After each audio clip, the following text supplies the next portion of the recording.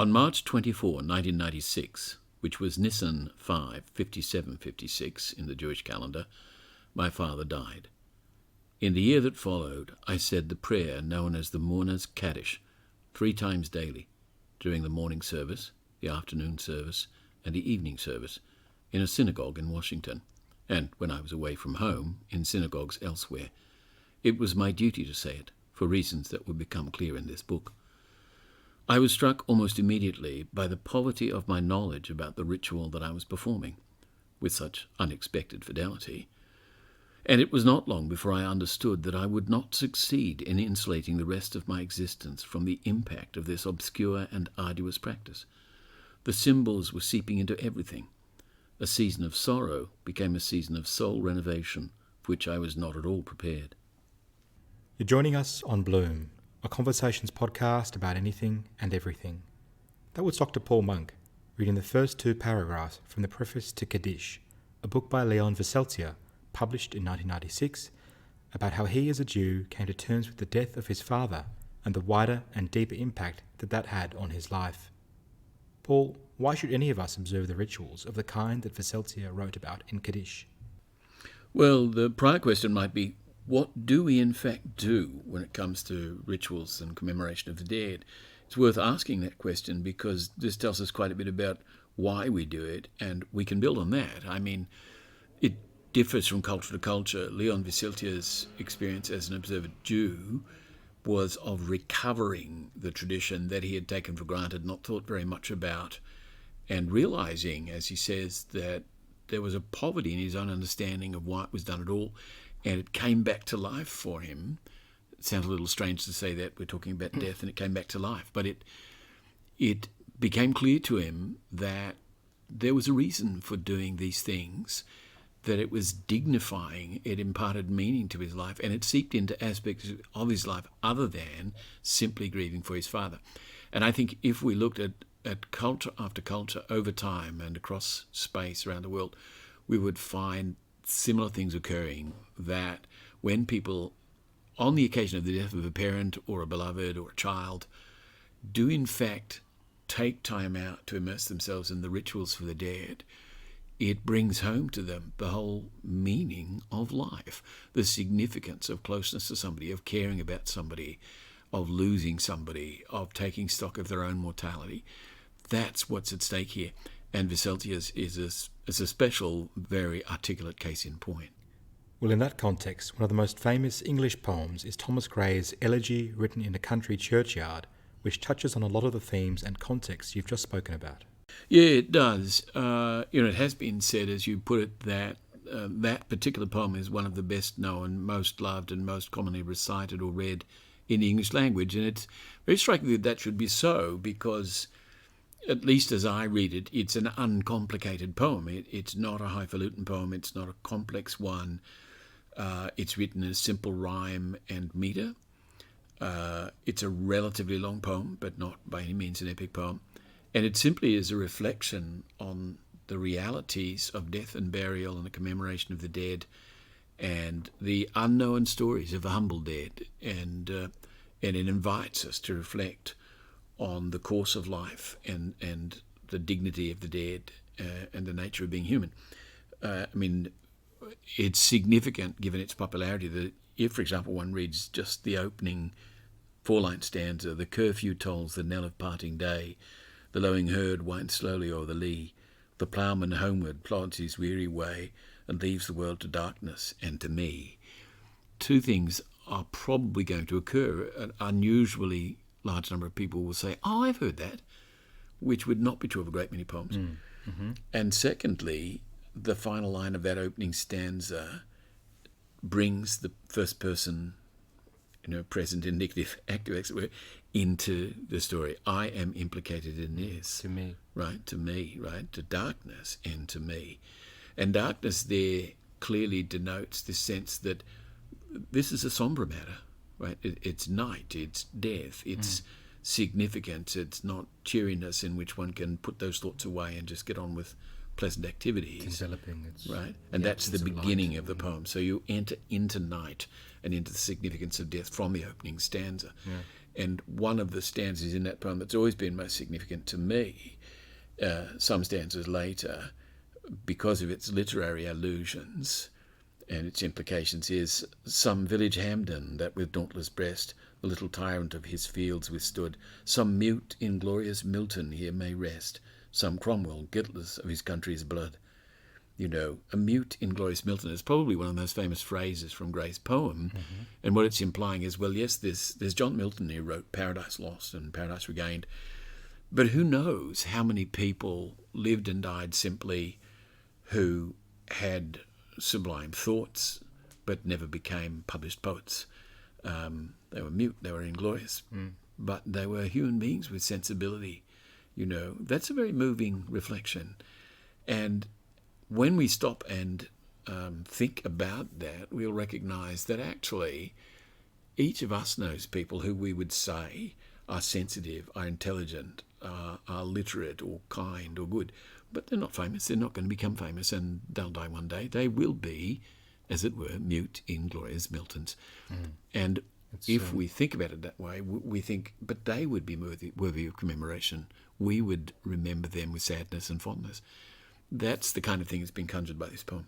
It's almost the opposite sentiments to Horace's poem Exegi Monumentum and its lines, "I've built a monument more lasting than bronze," referring to his poetry and art which outlives his physical being. Yes. In fact, it's very well said, because there is not the poet evoking the mute inglorious Miltons of the countryside and the churchyard, but a poet himself extolling his own work and saying, I believe that what I've written is poetry of a higher kind, which will long outlast me and outshine that of most other poets. In postere crescam laude, I shall grow in later praise, as the motto of Melbourne University is. Yes, well, let's not go there. As both graduates of Melbourne University, but there are problems with our universities these days in various ways. However, the university may be sick, but it's not yet dead. Let's put it that way. What it's probably worth remarking in terms of context about Thomas Gray's poem is that it was published in 1751. Gray himself died 20 years later, but in those last 20 years of his life, his poem became famous to an extent that he'd never anticipated. He was quite a humble man, didn't publish a lot of poetry in his lifetime. But 8 years after it was published, James Wolfe, the British general, who was leading the British campaign in Canada against the French in what was called the French-Indian War, or the 7 Years' War, was about to storm the French stronghold of Quebec. And the night before that, he said to his officers, so the story goes, referring to Thomas Gray's poem, he said, I would rather have written those lines, that poem, than to take Quebec tomorrow. Which is a remarkable thing for a general to say, that he would rather have written a moving poem than be a successful general. As it happens, the next day, he did lead his forces, they did take Quebec, and he himself got killed at the very point of victory, which is remarkable when you juxtapose it with what he'd said the previous night. So, in a sense, you might say the themes that we're discussing here come together in that incident. There's the poem published only a few years before. The general expresses admiration for the poem and almost the sense he'd prefer to be a poet of that calibre than a general winning a war. And then he dies in the war. He becomes one of the dead. And why is there death in the world at all? It obviously exists as a function of life, which is a question one might ponder in and of itself. Why we are something rather than nothing at all? And why do we memorialise those who die? Yes, well, that's a series of questions, of course.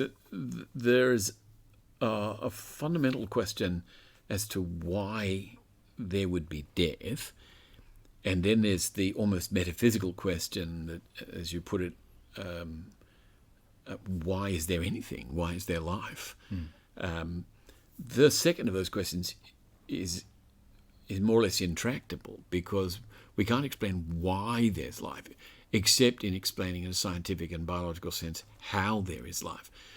But that's not quite the same thing, as any Aristotelian philosopher would say. You know, it's one thing to have a sufficient explanation or an efficient explanation for why something occurs, which is to say how it occurs, how it's possible to explain the final end of that, why in a purposive or teleological sense it occurs. That's a different matter. So it has taken us most of the last 200 years certainly 150 years since Darwin, to pin down how life works, how it evolved, how it functions genetically and biologically. Why it occurs at all, I would say we're nowhere close to having explained it, and least of all in terms of a final purpose. And so there are religions that make up stories about how life began and where it's all heading. But any scientifically informed person will say, well, they're in the nature of just so stories or fairy stories. There's no basis for believing those, except insofar as they might seem charming or engaging and give us some coherent ritual way to organise our thinking. But they're not a substantive explanation. But if we go back to the initial question of why there is death, there's a very good book by Nick Lane called Life Ascending, the subtitle of which is, I think, something like the 10 greatest inventions of life. Those are the 10 remarkable things that have occurred in the emergence and evolution of life, which have enabled it to take over the planet, which was previously, as it were, sterile, and to grow and develop and evolve into, as Darwin said, endless forms most beautiful, including ourselves. And why is death part of that? Is it a blight, a mistake? No. If life is to change and evolve and grow and remain healthy and shuck off diseases and accidents, death is absolutely necessary. Otherwise, you stagnate, all right, and you get life forms that don't change or that sicken and don't progress, or you get entrenched malformation or disease, right? So death is an invention that comes in early in the emergence of complex life forms in order that the germline, the central driver of life, can make progress, be perfected, right? While cells die off and poor mutations are shared, that early experiments are done and discarded. And what we need to be able to see is that from an unsentimental point of view, any given individual is not only a combination of cells, which qua cells die off at regular intervals, and that's essential as well, but they also die because they are themselves simply a quick and superfluous experiment in the overall attempt, so to speak, of evolution to come up with a better and fitter form of life. And that's true of each of us. So, we get a shot, we contribute our little bit to life continuing or growing or varying, and then we die. Many of us reproduce in the process, and so our offspring then continue that process. And I think as a writer and somebody who hasn't had children, it's worth observing, and this has been my personal belief for quite a few years now, as a human being, we can continue the biological process by having children and raising them to the best of our ability, or we can, given that human beings are language animals and work in cultures that depend on information and its better use and development, we can contribute ideas. And that is a contribution which transcends simply reproducing biologically, because it can affect the quality and understanding of any number of other human beings, even though we don't have children ourselves. And as I aged and as I matured, I began to realise, well, I may or may not have children, but I can contribute in my own way. To the subsequent generations of the line. To my contemporaries and to who knows how many others. So if you go back to your quote about Horace had this intuition that the poetry he'd written 2,000 years ago would long outlive him. And indeed it has, to an extent that even he, I think, would be astonished by. So I mentioned, just to backtrack slightly, Nick Lane's explanation, is a scientific explanation of how death began and what its function is and why it's necessary. And he spells this out rather beautifully in a few lines when he says, once somatic cells, those bodily cells, have accepted their subsidiary role, that is, that they are bit part players in complex life forms, the timing of their death becomes subservient to the needs of the germline. That is what Richard Dawkins calls the selfish genes, the real drivers of life. Only death, says Nick Lane, makes multicellular life possible. And of course, without death, there could be no evolution. Without differential survival, natural selection comes to nothing. If creatures can't die, nothing's being selected. Right? Yeah. So if you look at life in the natural world, all this makes eminent sense. Yet when we contemplate it in ourselves or among those we love or across human societies, and we see people die and those we love die, we become troubled and puzzled by it, as if it was somehow unnatural. It isn't, of course. It is perfectly natural.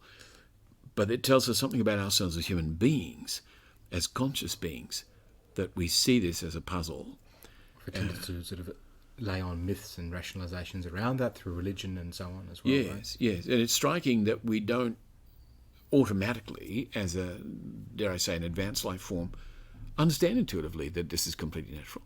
I think there's part of us that does in any given culture, but what we know right across historic time and well before that is that human beings find the death of others, the death of those in their tribe or their family, their loved ones, sufficiently troubling that they have to invent rituals to deal with it and dignify it. And that's the central focus of poetry and of religion and of ritual and a good deal of philosophy. Mm. So how do we explain the biological process of death and religious rituals around and for death? Well, I think Nick Lane fairly adequately explains the biological nature of death. The question is why, as human beings, we add on to that. And Thomas Laqueur, in a remarkable book published a couple of years ago called The Work of the Dead, it's a mighty tome, it's a 700-page book, reflects on this question of why we do rituals, why we dignify corpses with commemoration and rituals rather than just throwing them on the scrap heap, so to speak. And he begins with a story about Diogenes the Cynic in the 4th century BC in Athens, who famously said, you know, as far as I'm concerned, when I die, you can throw my corpse over the wall for the dogs to eat. I'm not going to be hanging around worried about it. And as Laqueur says, from a purely objective point of view, Diogenes was correct. It's not going to matter to the dead person what happens to their body because they won't be aware of that. But then he says, the thing is, when we dignify the dead, we don't do it so that the dead won't be offended. We do it because the living are concerned. And his title, The Work of the Dead, is about the role in which respect for corpses and the commemoration of the dead and the rituals we have around that, as Leon Wieseltier found in the case of Kaddish, tell us a lot about how we conduct ourselves in the world, what the passage through life is about, how we would like to be regarded. And therefore we have great hesitation regarding corpses as garbage. We think, no, a person has passed through and this is their remains and that's significant. And so we approach it with dignity. On the other hand, what we know, and this has been true also throughout history, is that there are circumstances in which, in fact, corpses are violated or exposed or thrown to the dogs. And it's worth asking, so that's the flip side of our dignified rituals. Why does that happen? You think about Hector being dragged around the walls of Troy in the Iliad and so on. Indeed. And it's interesting you evoke the Iliad because funeral rites in the Iliad are of great significance, and the funeral of Patroclus and the funeral of Achilles himself when he's eventually killed, and of Hector, the recovery of his body, that Prime comes out and he says, oh, my son is dead, I want his body back, I want to give him a burial. This is exactly what we're talking about, and this is long before Christianity. We've just been talking about Homer and the Iliad and how the human respect for the dead is a central concern in it. But there is another Greek play called Antigone by Sophocles, in which respect for the dead is a central concern as well. Yes, absolutely it is. And Antigone is one of the all-time great Greek tragedies, still performed in the modern world and much reflected on by philosophers, for example, by Hegel. Why? Because it brings out powerfully the nature of what it means to be human and why we respect the dead. And for those who are unfamiliar with the play, the core of it is that there are a number of young men in Thebes who rebel against the government. They're defeated, they're killed, and the ruling of the government is that their bodies will be exposed outside the walls. One thinks of Diogenes himself saying, well, once I'm dead, you can throw my body outside the walls if you want, I don't care. Well, who cared? The government cared because it deliberately wanted to expose these bodies by way of indicating these people are traitors. They're outside the community, right? They've forfeited the respect we would normally accord to the dead. But Antigone is the sister of one of these men, and she insists that it is her moral duty to give him a decent burial. She's told by the government, you must not do that. And she says, on the contrary, I must. The law of the city says don't, but natural law says I must, and therefore I will. She does, and she is then condemned to death for having violated the law of the city, and she goes to her death. She's buried alive for having done that. And the question that's at stake here is, what is the source of our higher duty, and how is this brought to the fore precisely by how we treat the dead? And it's an extraordinary play. That's Sophocles, one of the greatest of the tragedians, the 5th century BC. And that theme, that reflection resonates all the way through certainly our Western tradition. And it was in the modern world, of course, once we'd, broadly speaking, agreed that, okay, we've got religion and we've got rituals and we have traditions and we have poetry, but we now understand that as creatures we are evolved. Since Darwin, we did evolve biologically, and we do die. We are really mortal, and we don't die because of original sin. We didn't fall into death. Death is part of the scheme of things, and it's an important part, as Nick Lane had reminded us, of the scheme of things. What, therefore, are we to make of mortality? What is the meaning of this? And the philosopher of hermeneutics, Hans-Georg Gadamer, in a book in 1981 called Reason in the Age of Science, remarked, the burial of the dead is perhaps the fundamental phenomenon of becoming human. Burial does not refer to a rapid hiding of the dead, a swift clearing away of the shocking impression made by one suddenly stuck fast in a leaden and lasting sleep. On the contrary, by a remarkable expenditure of human labour and sacrifice, there is sought an abiding with the dead, indeed a holding fast of the dead among the living. We have to regard this in its most elementary significance. It is not a religious affair or a transposition of religion into secular customs, mores, and so on. Rather, it is a matter of the fundamental constitution of human being, from which derives the specific sense of human practice. We are dealing here with a conduct of life that has spiraled out of the order of nature. So, Claude Lévi-Strauss, the anthropologist, has suggested that the incest taboo was this boundary marker, the cognitive break between animal life and human conscious life. Gadamer is suggesting, well, in fact, it could be funeral rites and the dignified treatment of the dead, which is that boundary marker. And as he says, we're not dealing here with religion and myth, although that whole field is immersed in them. Rather, we're in the realm of anthropology, archaeology, human cultural evolution. In other words, we're implicated in the modern scientific reconstruction of our humanity. So the conversation you and I are having here is embedded in a deep inquiry which draws on our human sciences and our natural sciences in terms of dating and so on as to how did we come about such that we respect the dead, such that we're conscious of significance of dying and of the personal dignity and meaning implicit in it. And we now know that goes a long way back. It doesn't begin in the Garden of Eden. It begins tens and tens of thousands of years ago with our human ancestors, and we don't know exactly when it begins. We do know that the Neanderthals appear to have been doing some of this at least 40,000 years ago, maybe longer, given that our species have been around now for up to 300,000 years. There's a reasonable bet that some form or other of funerary practices of this kind probably go back hundreds of thousands of years. But we have very little evidence for that. But that's where we're pressing the inquiry to figure out, well, this is us. This is the kind of thing that sets us apart, we think. Where did it begin? Why do we do it? But it may not set us apart as humans, because famously elephants revisit the bones of the dead, and dolphins have been observed performing grieving rituals around their deceased brethren. Indeed, it seems to go beyond the human to a ritual exhibited by more advanced life forms. Well, of course, what we do is we shift the inquiry slightly if we say advanced life form. So if it was only human beings, we'd say, well, it's precisely because we are advanced, that is conscious and reflective, that we do these things. If it turns out that other mammals, dolphins and elephants, for example, are both varieties of mammal, and we think that mammals perhaps are more emotional, perhaps more intelligent creatures than reptiles or, than insects, crustaceans or insects or birds, maybe it's something that emerges through the more broad mammalian germline.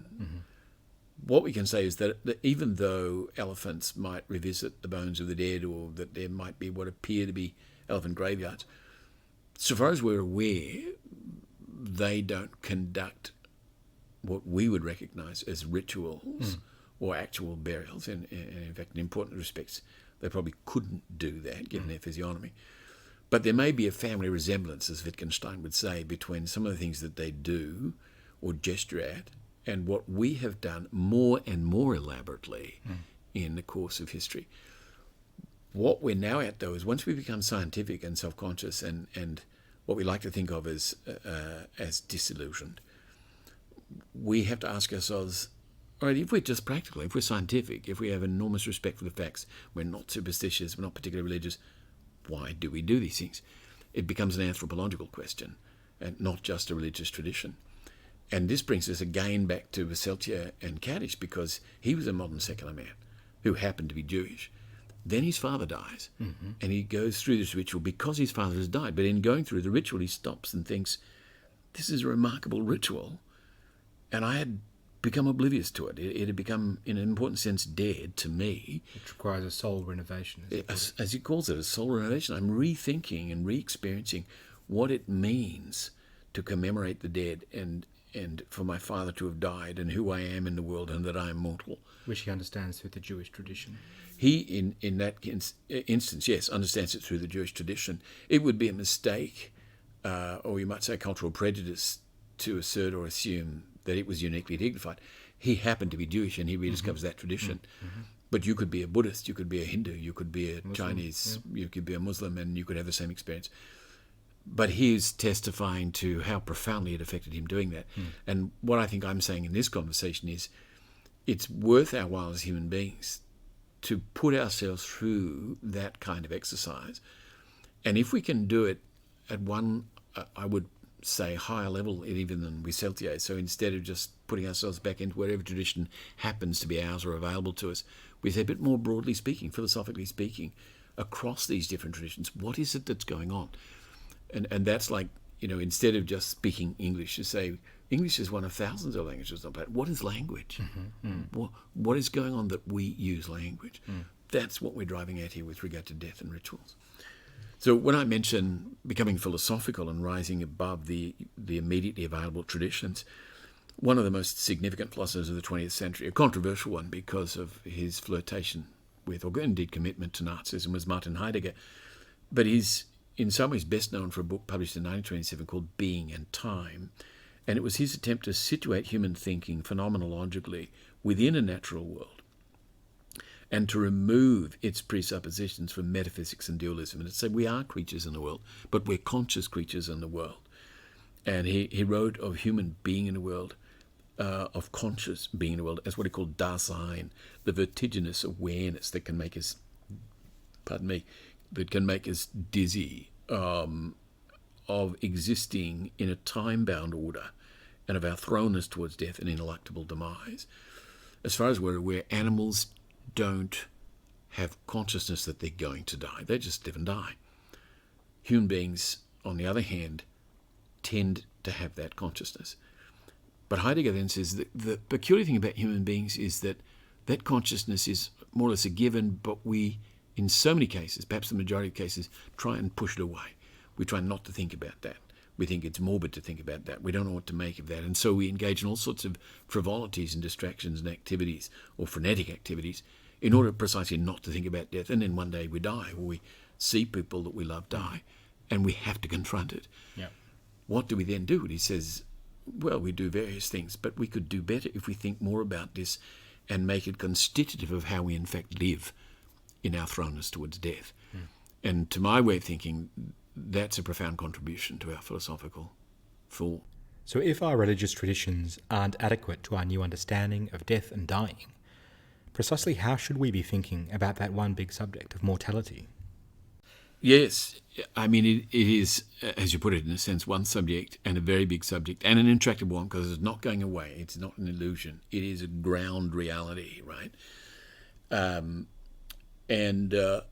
One point of entry into this is that some years ago now, the American medical doctor and science writer about the life of being a doctor and about medicine society, Atul Gawande, wrote in a book called Being Mortal, that when he went through medical school, he and his peers learned about how to save lives. They learned about the nature of life and illness and how to fend off illness and death. But he said, we didn't study death and dying because that was simply the negation of what we were there to learn about so we were led to believe.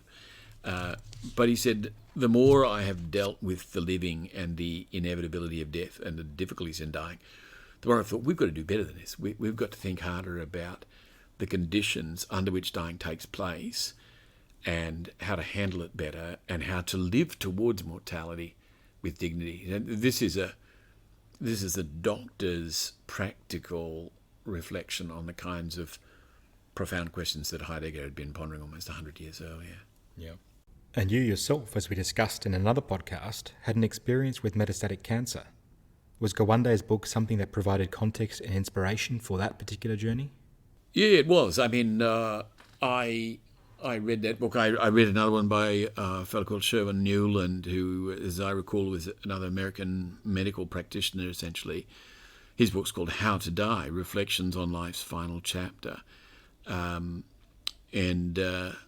They were certainly part of my reading and part of my effort to think through, okay, how do I take responsibility for what could be my imminent mortality, and along the way reflect better about what will in the end one way or another be my mortality, whether or not it's the cancer that kills me. But I have to say that there were more important readings I did than those books by the medical guys, because, as Heidegger would have certainly said, death is about a lot more than biological demise, about the fate of our bodies.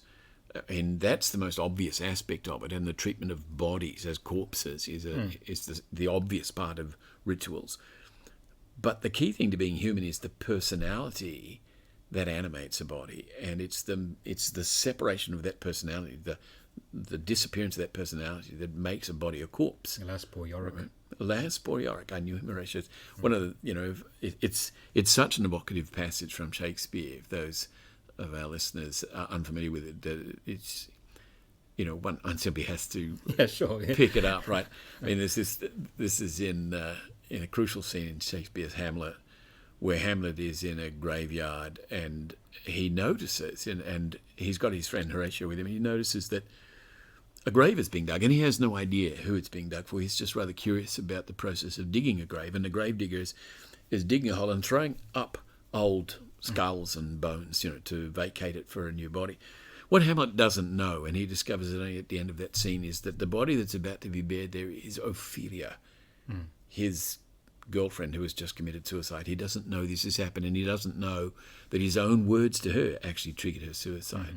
The dramatic irony is profound. But when the gravedigger throws up a particular skull, and Hamlet sort of catches us, and he says, "So, any idea who this was?" And he stares death in the face. And yes. It's absolutely classic, and it's been painted and all sorts of things. And the gravedigger says, "Oh, that skull there, young master, it belonged to Yorick, who used to be the court jester." And Hamlet, you can almost hear the intake of breath because he remembers Yorick.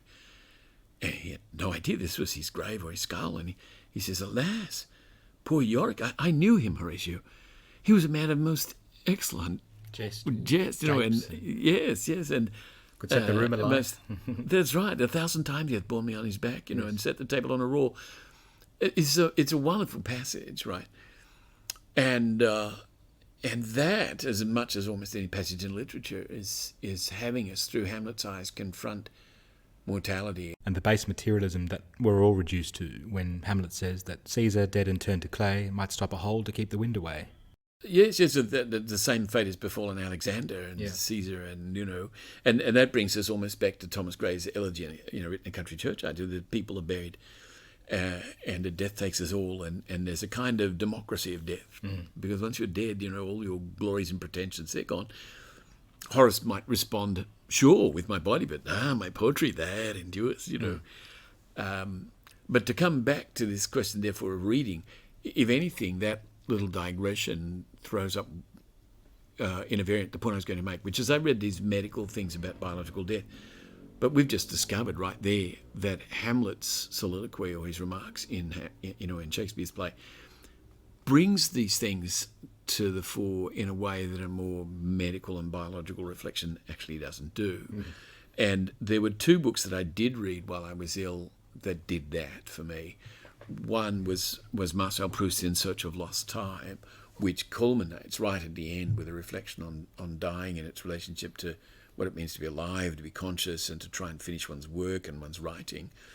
And Alexander Solzhenitsyn's Cancer Wood, which is explicitly, and I read it for precisely this reason, of course, about a person who is in a hospital in the old Soviet Union because he has melanoma. He has the same disease I had. And he's wrestling with, well, what do I make of this? What do I do with my time? Will I die? If I'm going to die, what do I think about that? So these made a much more vivid impression, and the characters come to life in the process of thinking about death, much more vividly than in the medical pages. And Proust, In Search of Lost Time, famously is immensely long, and I'd never read it before the cancer metastasized, but when it did, I had to spend long periods resting. I was sleeping 12 hours a day, and I thought, why don't I finally read Proust? First of all, while there's still time, and secondly, because I've got time, because I can't work, probably. Now, there's well over 4,000 pages in the novel. And if people are unfamiliar with it, they 4,000 pages. I mean, who would read that? Actually, most people don't, but trust me, it's well worth doing. It's a remarkable piece of writing. And towards the very end of the final volume, which is actually called Time Regained, Proust's narrator, who is, he's an alter ego. He's actually called Marcel. So Marcel Proust wrote a novel with a narrator called Marcel.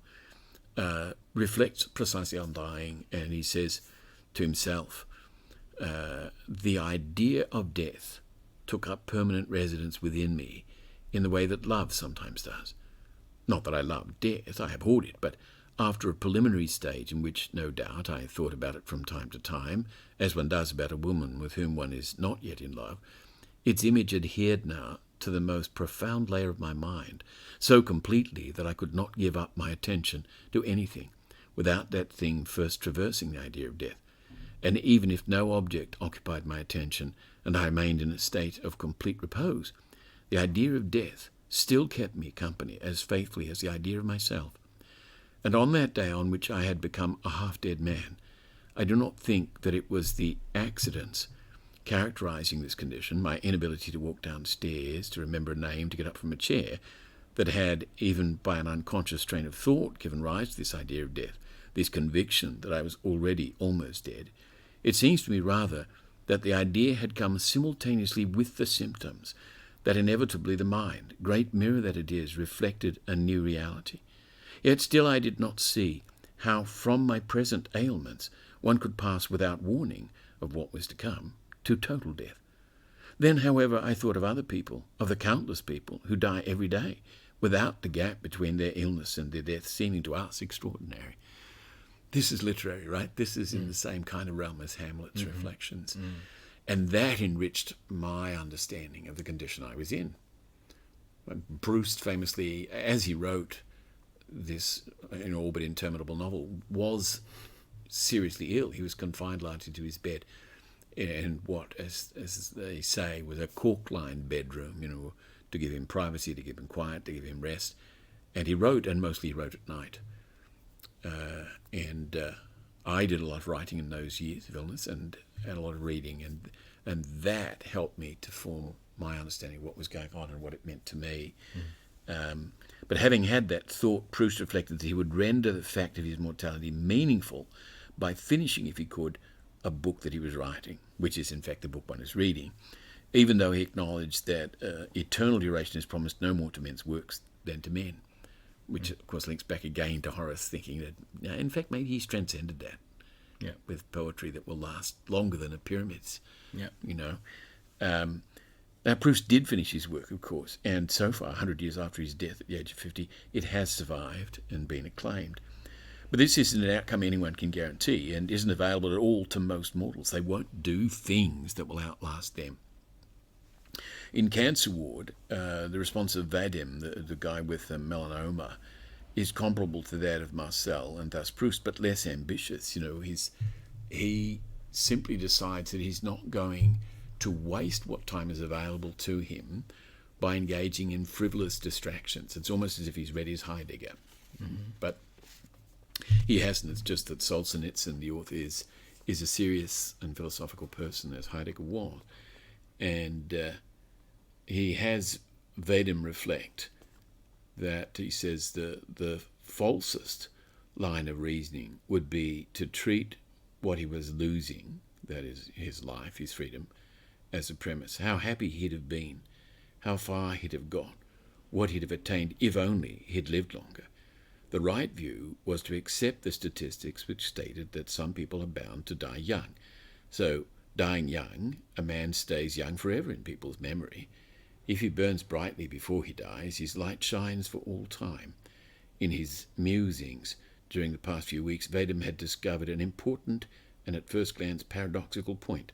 A man of talent can understand and accept death more easily than a man with none, yet the former has more to lose. A man of no talent craves long life, yet Epicurus had once observed that a fool, if offered eternity, would not know what to do with it. And I love that paragraph and much else in Cancer Ward, because I was in precisely that situation, even with precisely that disease, and I had to think, what do I do with my time, which may be running out, and is in any case diminished by my illness. So how did your readings reshape your approach to your own mortality and, I guess, reconfigure your priorities during your illness and afterwards as well? The simplest way to put that is that I had been doing more and more writing in the years before before the metastases, because I had become increasingly convinced that, as we discussed in a previous podcast, I was and wanted to be a writer and a poet, rather than a consultant or a political activist or a government official or whatever. I decided, when I learned that I had metastases, I had embarked on writing a long novel, which was a great psychodynamic effort to rethink who I was in any case. And that novel's called Darkness Over Love. And as it happened, by coincidence, you might say, I had been in the Mediterranean on fieldwork for that novel. I'd been in Spain and the Canary Islands before coming back and having a scan which showed that I have the metastases. And yet, in the Mediterranean, I had drafted an epilogue to that story in which the fictional character comes back to his place at the ends of the earth and discovers that he has metastatic cancer. So I'd written that not realizing I had metastatic cancer, and then come back and discover that I did. That was quite uncanny. Yeah. And I then decided, as my highest order priority, look, now that it's metastasized, I might go down within a year or two. So I'm going to get a form of this story finished and published if it's the last thing I do, literally the last thing I do. So I did publish an unfinished version of that in 2014. And then I realized, first of all, I'm not yet dying, and there's a whole lot of other things I'd like to sit down in writing. So I wrote a string of books, Credo and 12 Poems in 2015, Opinions and Reflections in 2016, The Secret Gospel According to Mark in 2017, Dictators and Dangerous Ideas in 2018. So a string of books, and the thought that maybe I was about to die was ever present, but it kept being postponed because, in fact, I wasn't getting critically ill. But what might be, fun to share in a way, but meaningful to share at this juncture, is a couple of paragraphs from the epilogue to Darkness Over Love, where Fenimore, the fictional character, my alter ego, if you will, in fact comes back from his travels and discovers he's got metastatic cancer, and he falls to then reflecting on what to do, and his decision, similar to Proust's, is, if I do nothing else, what I want to do is to finish my work. And he had been writing a long sort of philosophical private book for Margarita, his beloved. And so he decides, what I will do is I will finish it to the best of my ability. I'll send it, and then I'm done. I'm going to die. Right? And so the epilogue is that process of him thinking that through and acting that out. But it begins with him experiencing the process of illness, where he returns, he drops his bags in his mansion at the ends of the earth. He has this walled estate with an immense library. It's a dream fulfillment on my part. And then he collapses, and that paragraph reads, I do remember, or my brain has created this memory to lend colour and coherence to its confusion, standing under the great deep blue ceiling, staring up at Atlas the Titan, Pleione and their children, as if seeking to discern something from my chosen stars, like a magus in Ur of the Chaldees before there was a science of the heavens. But the frescoed fable of the changing earth began to move around, faster and faster, until I became dizzy. The Pleiades had sent a frame, then began to spin away from me like the revolving earth, as if fleeing Orion the Hunter in the old astrological fable. I fell at last in my own hall, like an exhausted or defeated hunter among the Ice Age beasts and the ancient ochre signs of the artistic ordinations that surrounded me. The balance of the epilogue is then about him being ill for a couple of weeks, discovering he's got this terminal cancer. There's really no way he's going to survive it. Finishing the last words to his notebooks and then sending them off so that they'll reach a little circle of his intimates.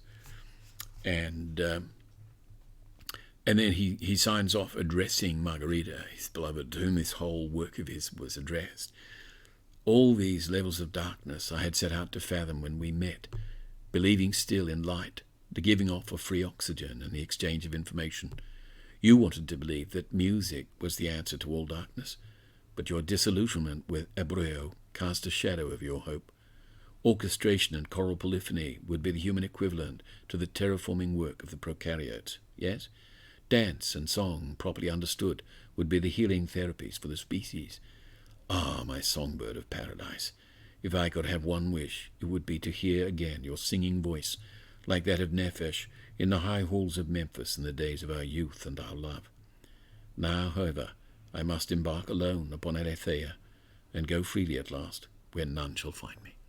It's an incredible body of work to have written while ill and to have seen it all into print. But you obviously recovered. And once you had, did you find that your priorities in life had permanently shifted?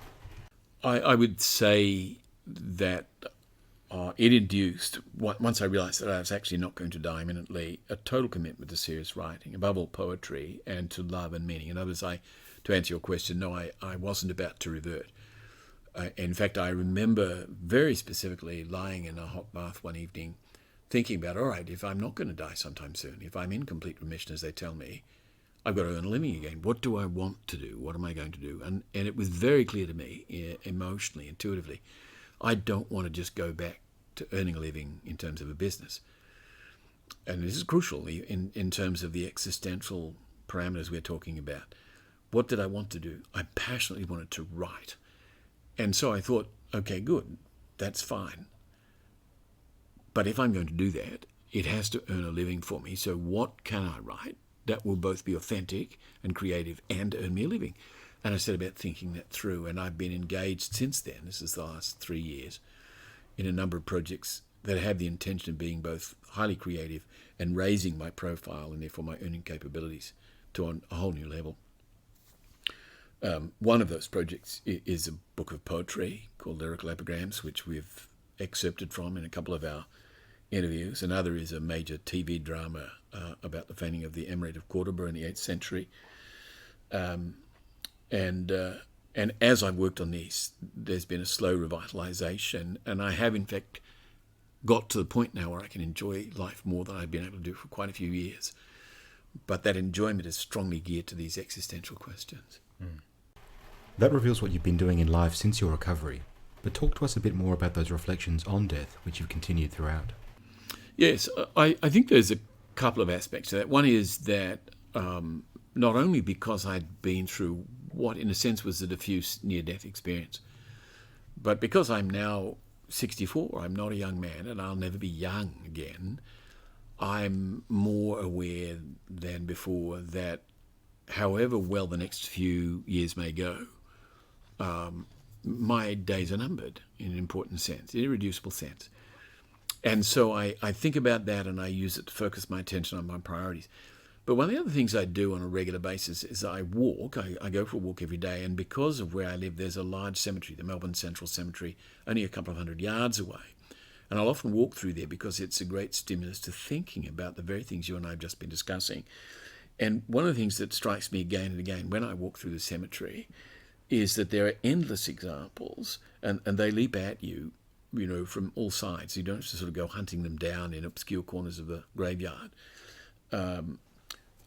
of gravestones that go back to the period between the 1850s, when the cemetery was more or less set up, to at least the 1950s, where you find stone after stone commemorating children dying in infancy, children dying in early childhood, young adults dying in their 20s or 30s or 40s, to an extent that you simply don't see in the more recent gravestones. It's stark demographic evidence that life expectancy was much lower, even here in Australia, in a free and prosperous and relatively healthy environment, until the last half century. And that's really thought-provoking, and it's very poignant because, to give a couple of examples, so here's for example, a more random gravestone, right, which is haunting because we don't know who erected it, and it's obviously long neglected, and you can just make out the writing, which reads, "Sacred to the memory of Donald Ross, who departed this life on March the 10th, 1857, aged 6 months. Aged 6 months. And we've been talking about why do we treat bodies with respect? Why do we give them burial rights? This was a 6-month-old child. That the name Donald Ross is given to an infant who never got going, really, And you think, what's the story there? Who were the parents? What was the little ceremony around the erection of the gravestone, the burial of that little infant? We don't know. It might be possible to find out, but to go back to Gray's elegy written in a country churchyard, some Cromwell guiltless of his country's blood, some mute inglorious Milton, here may rest, their potentiality unmanifested. Well, and this is an extreme case of unrealised potentiality, because this is not some intelligent, sensitive 30, 40, 50-year-old who died unrenowned. It's a 6-month-old child who never really got a chance in life. And would never have even been, in the normal sense of the word, conscious that it was alive, There's another one, that's Donald Ross, a completely separate gravestone. There's no reason to believe that they're connected by family, is William Ross, and it lists 5 sons of his who died. So the gravestone reads, "In loving memory of my dear husband, William Ross, who died at 45 in 1907. And then it adds poignantly, "and of our sons." And listen to this: William, Thomas, and Nicholas, 3 sons who died in infancy. We're not told exactly when. And then Private Jerome Ross died Pozières, France, 3 July 1916, aged 20. And Redmond Ross, 16th Battalion AIF, killed in action, Saint-Quentin, France, 23 August 1918, aged 25. That's an incredible story. So we don't know what eventually became of the woman who dedicated this grave to her husband. What we know is that she lost him when he was 45. They had already lost 3 sons in infancy, and then while she was still alive, both her remaining sons, at least unless they had others as well, died at the ages of 20 and 25 in the First World War. It's a staggering story. And that's one simple gravestone at random. Or there's one even more poignant in its own way. John Elizabeth Gillies, in memory of their children, it says. John died 29 April 1857, aged 1 year. William died 23 September 1857, the same year, aged 4 years.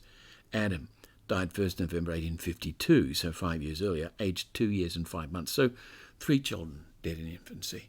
And it's bare, it's stark, these are the basic facts. There's no narrative, there's no exclamation, "Alas, poor children, I knew them and I loved them tenderly." Just the names and the dates, and you think, wow, imagine living through that. And carrying on with life after such an immense loss. Yes. A family member. You've lost 3 sons in infancy, you lost your husband who was only 45, you have 2 sons who appear perfectly healthy, and they're killed in the First World War at the ages of 20 and 25. How do you deal with that? I suppose death was far more a part of everyday life for that generation. Crushingly so. And that, as we said, is in a society, a settlement in Victoria, in Australia, that by world standards is prosperous. In those years, Australia is one of the most prosperous per capita countries in the world.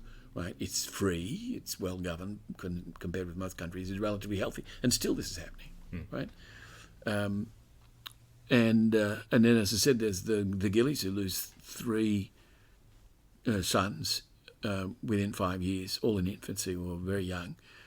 And then there's one in memory, it says, of Eleanor, beloved wife of Robert Richardson, died 20 April 1886, aged 53, and their infant children, Jane, born 31 January 1850, died 11 September 1852, so 2.5 years old. Elizabeth, born 11 August 1851, died 7 September 1852, so around the same time as her sister Jane, but slightly younger. Jane Elizabeth, named for the other two, born 19 March 1854, died 10 April 1856. And Sarah, born 24 September 1865, almost a decade later, died 12 May 1866, less than a year old. And finally, Robert Richardson died East Melbourne 23 May 1893, aged 69. Having lived through all of that, the graveyard is full of that. And a way to wrap around what we're reflecting on is that this is a microcosm of the human condition. All around the world, right across history, that has been going on. Billions and billions of cases. Endless cases. We talk about mute inglorious Miltons. Well, not maybe Miltons, but certainly mute and inglorious, and in all too many cases died so young that they never got to live flourishing lives.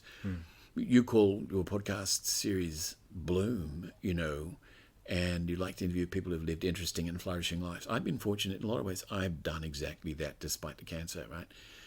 But what we see in the graveyard, what I ponder every time I walk through it, is so many people have not had that opportunity. I suppose that's what we have to be so grateful for, the fact that we've lived relatively long and flourishing and peaceful lives historically. A lot of these sentiments are captured by Oliver Sacks, a wonderful doctor and writer whom many listeners would be familiar with. In facing his own death through metastatic cancer, he wrote a beautiful book called Gratitude, of which there are 2 excerpts I'd like to read and conclude the interview on today. The first is, I cannot pretend I am without fear. My predominant feeling is one of gratitude. I have loved and been loved.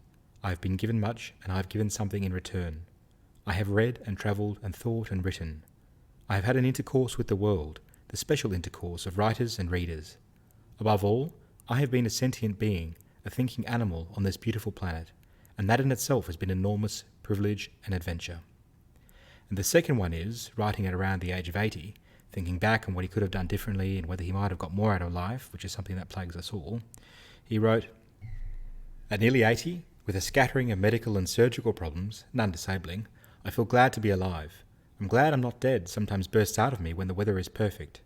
I am grateful that I have experienced many things, some wonderful, some horrible, and that I've been able to write a dozen books, to receive innumerable letters from friends, colleagues and readers, and to enjoy what Nathaniel Hawthorne called an intercourse with the world.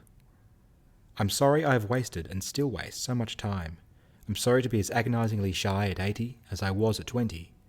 I am sorry that I speak no languages but my mother tongue, and that I have not travelled or experienced other cultures as widely as I should have done. I can absolutely relate to all of that. I mean, all of that. I really mean that. With the possible exception that I'm not perhaps as shy as he was, and I don't know because I haven't checked his record. But when he says he feels that he could have travelled more widely, I have managed to travel fairly widely, and I really cherish the exposure that's given me to the variety of humanity. But I'm only 64. He was running that when he was 80. If I live until I'm 80 or so, that's 16 years. Given where I've managed to get so far, that I've survived the cancer, it's absolutely inspiring to think of what I might be able to accomplish in 16 more years. Yeah. And if anything, there's probably a note that could be worth concluding on. Mm-hmm. And that is that, as I have said in a previous podcast, more than one, my great soulmate, my muse, my partner in life was Claudia.